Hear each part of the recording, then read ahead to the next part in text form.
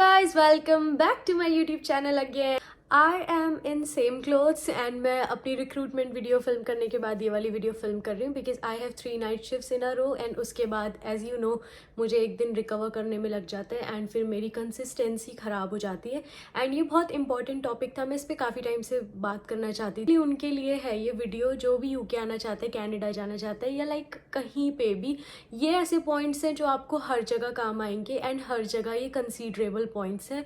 I think आने वाले time में डिज़ायरेबल क्राइटेरिया भी बन सकते हैं, तो मैंने सोचा इसके बारे में डिस्कशन करते हैं क्योंकि बहुत सारे ऐसे क्वेश्चंस आते हैं कि मैं 1-2 साल बाद नर्सिंग से पास आउट होऊंगा या होंगी एंड तब ये चीज़ें सेम रहेंगी, तब क्या क्या चेंजेस एक्सपेक्ट कर सकते हो और मैं कैसे अपने आप को प्रिपेयर करूँ। अगर आप लास्ट सेम में हो then you can start thinking about, और लास्ट ईयर में हो you can start thinking about your career और आपको किस डायरेक्शन में जाना है, चेंजेस हम क्या एक्सपेक्ट कर सकते हैं फ्यूचर में NHS रिक्रूटमेंट में।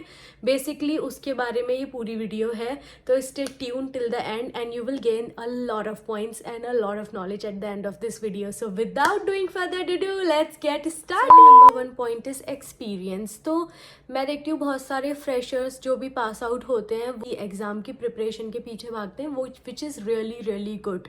तो मैंने भी सेम किया था।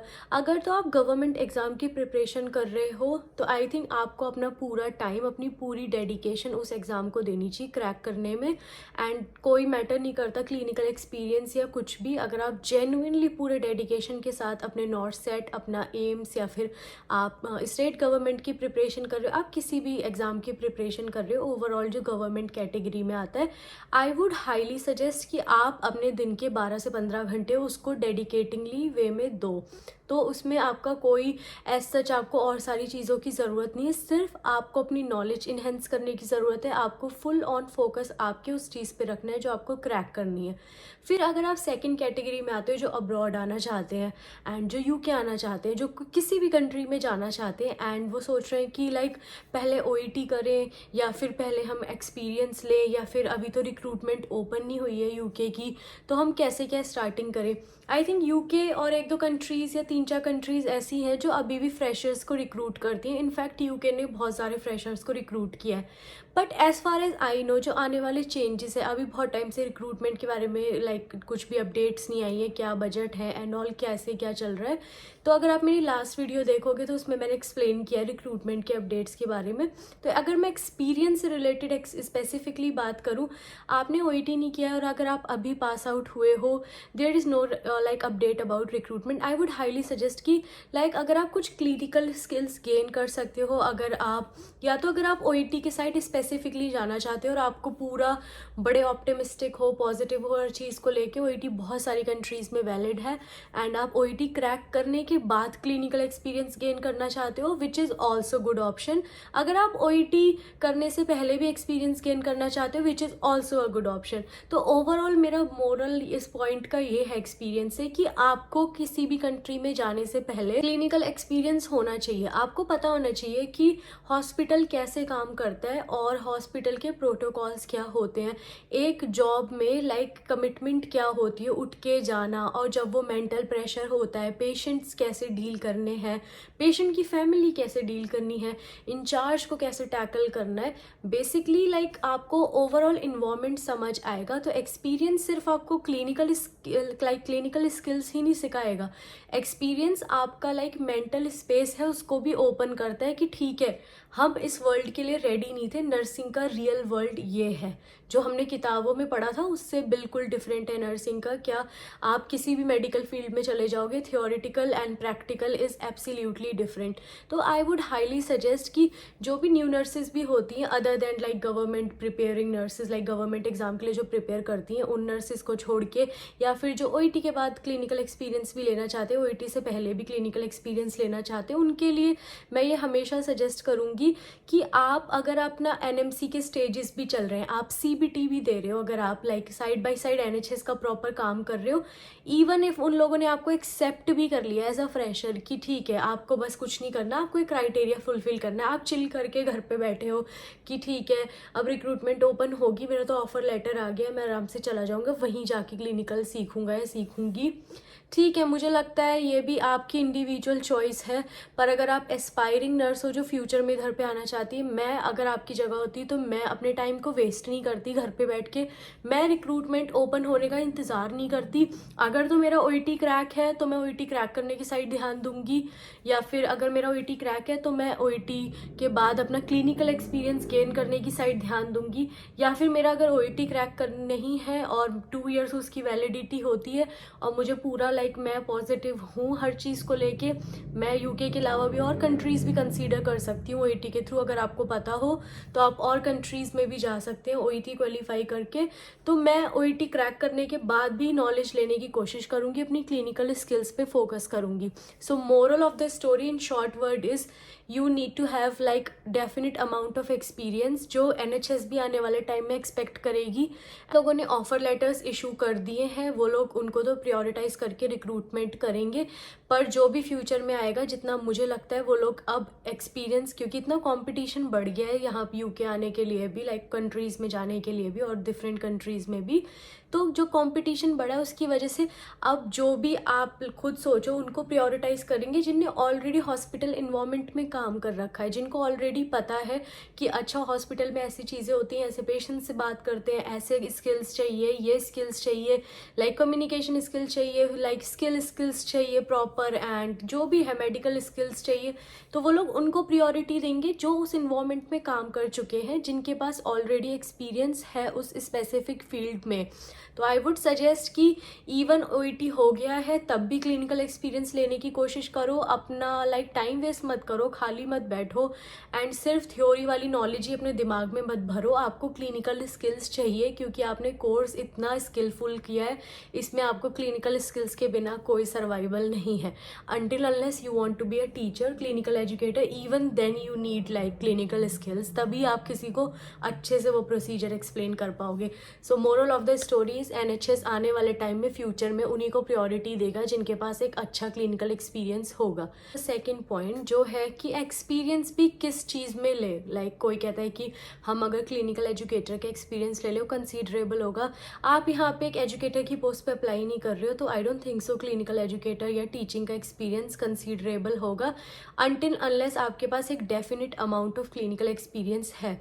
किसी के पास 3 इयर्स का क्लिनिकल एक्सपीरियंस है, फिर वो टीचिंग करने लगा, तो डेट इज़ कंसीडरेबल, वो लोग उसको कंसीडर करते हैं कि वो बाद में उसकी ट्रेनर बन सकता है, वो बाद में क्लिनिकल एजुकेटर बन सकता है, एंड उसने पोस्ट ग्रेजुएशन कर रखी विच इज़ अनदर पर्क, नहीं भी कर रखी तब भी वो उसको प्रायोरिटी देंगे क्योंकि 3 इयर्स क्लिनिकल एक्सपीरियंस है। उसके बाद वो टीचिंग में अपना एक्सपीरियंस इन्हेंस करने के लिए गया, अपना CV स्ट्रॉन्ग करने के लिए गया। अगर आप अपनी बात करो कि आप अभी स्टार्टर कर रहे हो अपना, आपने अभी पास आउट किया है एंड आप अभी क्लिनिकल स्किल्स वाले फील्ड में घुसे हो, अभी आपने हॉस्पिटल में जॉब ज्वाइन की है, तो ऐसे ही किसी भी डिपार्टमेंट में अपने को नहीं घुसना कि हम नॉर्मल किसी चीज़ में भी एक्सपीरियंस ले रहे हैं एंड हमें पता ही नहीं है कि हम कर क्या रहे हैं और हमें आगे इससे रिलेटेड क्या करना है। अगर आप क्लिनिकल पोस्टिंग्स में जाते हो, थोड़ा बहुत भी सीरियस होते हो, विच इन मोस्ट केसेस मुझे लगता है कि हम ऐसे ही टाल देते हैं, I have been there. So मैं थोड़ी बहुत इंटरेस्ट तो था, but to be honest most of the time मैं भी असाइनमेंट्स, केस स्टडीज़, इन चीज़ों में लगी रहती थी। Apart from that, even if you have 2 days 3 days आपका थोड़ा बहुत भी किसी भी चीज़ में इंटरेस्ट है, कार्डियक में इंटरेस्ट है, गैस्ट्रो में इंटरेस्टेड हो, न्यूरो में इंटरेस्टेड हो, या किसी और चीज़ में भी इंटरेस्टेड हैं आप, तो पहले आप उसको क्रैक करने की कोशिश करो कि आपको उसी डिपार्टमेंट की किसी चीज़ में जॉब मिले। आप इंटेंसिव केयर में हो, आप थिएटर स्टाफ हो, आप कैथ लैब हो, आप कीमो नर्स हो, आप स्क्रब हो, आप सर्कुलेटरी हो, तो स्पेसिफिक क्वालिफिकेशंस, स्पेसिफिक एक्सपीरियंस लेने की कोशिश करो।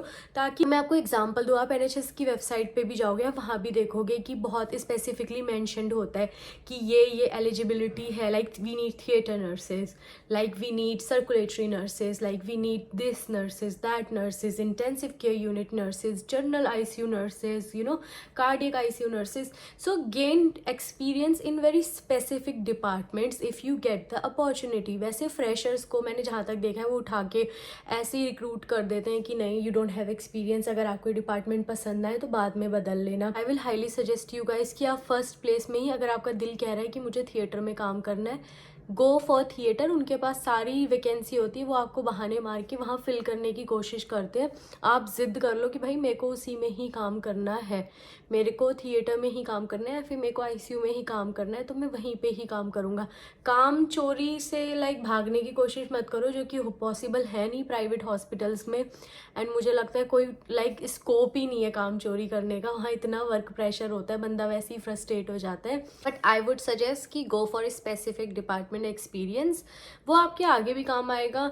एंड वो यहाँ जॉब अप्लाई करोगे आपके सीवी को स्ट्रॉन्ग करेगा, एंड आपकी ओवरऑल जो भी आप अपने आप को एक्सप्लेन करोगे कि ये रोल और रिस्पॉन्सिबिलिटीज़ की हैं एज अ कार्डियक नर्स, मैंने ये रिस्पॉन्सिबिलिटीज़ फुलफिल की हैं एज अ वार्ड नर्स, और किस वार्ड में भी हो आप, लाइक आप जिस भी वार्ड में हो उसमें रोल्स और रिस्पॉन्सिबिलिटीज़ को लेके बड़े स्पेसिफिक हो, उस एक्सपीरियंस को लेके बहुत स्पेसिफिक हो, या फिर कंसीडर करो कि आप स्पेसिफिक स्पेशलिटी में ही काम कर रहे हो।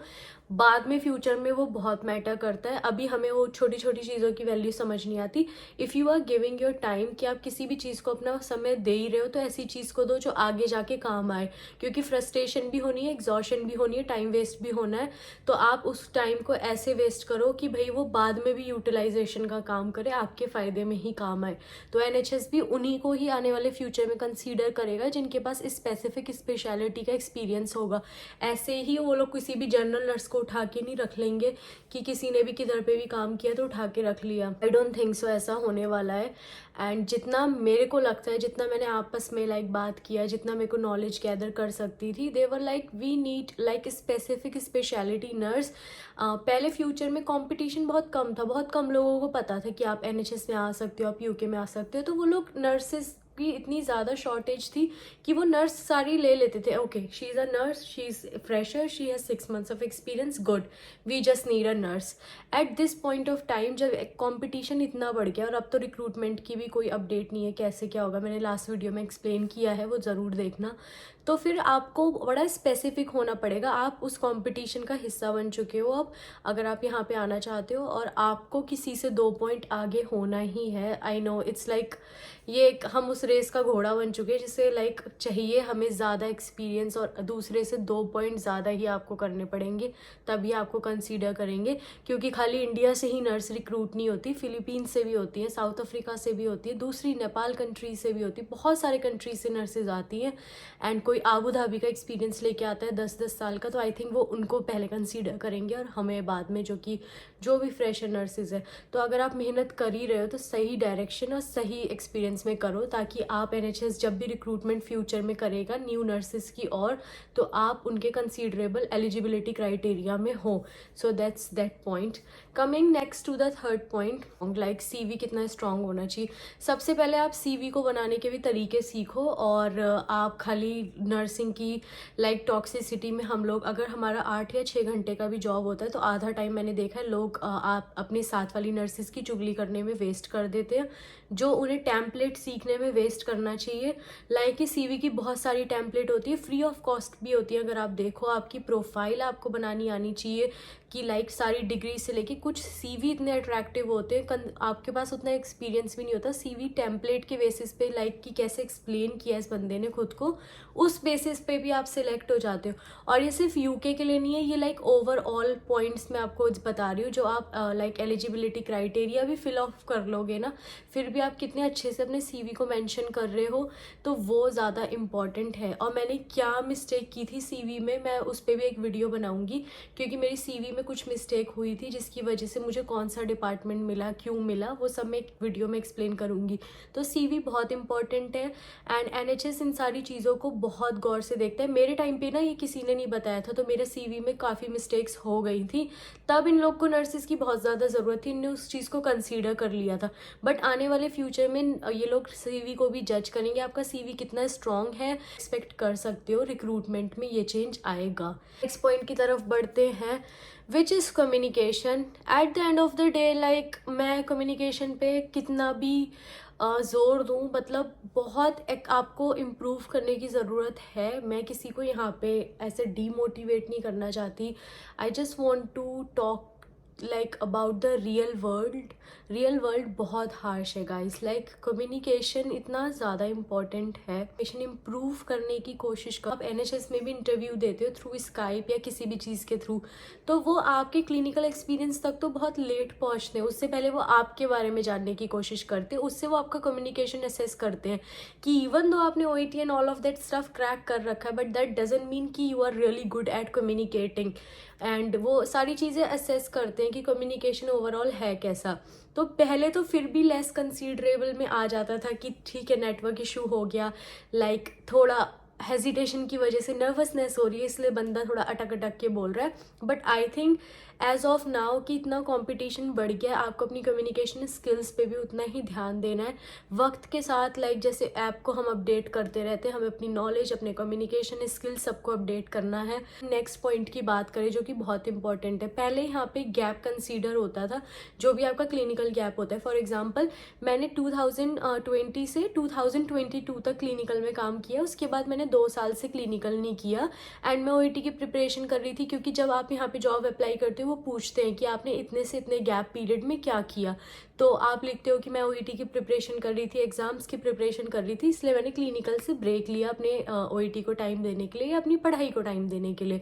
वो था पहले 2 ईयर्स. वो 2 ईयर्स उस गैप को कंसीडर करते थे. But as far as I know आने वाले टाइम में वो गैप भी शॉर्ट हो जाएगा, 6 मंथ्स टू 1 ईयर हो जाएगा कि आपके क्लिनिकल एक्सपीरियंस और आपके अभी के टाइम में 1 ईयर या 6 मंथ्स का ही गैप है. तो उन नर्सेस को ज़्यादा रिक्रूट करने पे प्रेफरेंस देंगे. लाइक आई थिंक ये बड़ा कॉमन सेंस वाली बात भी है. जिनने रिसेंटली क्लिनिकल छोड़ा है, जिनने recent in the sense 6 months पहले छोड़ा है या 1 साल पहले छोड़ा है, उन नर्सेस को ज़्यादा प्रेफरेंस मिलेगी बजाय उनकी जो 2-2 3-3 साल से क्लिनिकल स्किल्स छोड़ के बैठे. 2-2 3-3 साल से क्लिनिकल्स में उनने काम ही नहीं किया, बिल्कुल लाइक भूल गए. पहले वो उस चीज़ को कंसीडर करते थे 2 ईयर्स का clinical gap. As of now अभी भी मैं बोल रही हूँ आई थिंक 2 ईयर्स ही है गैप.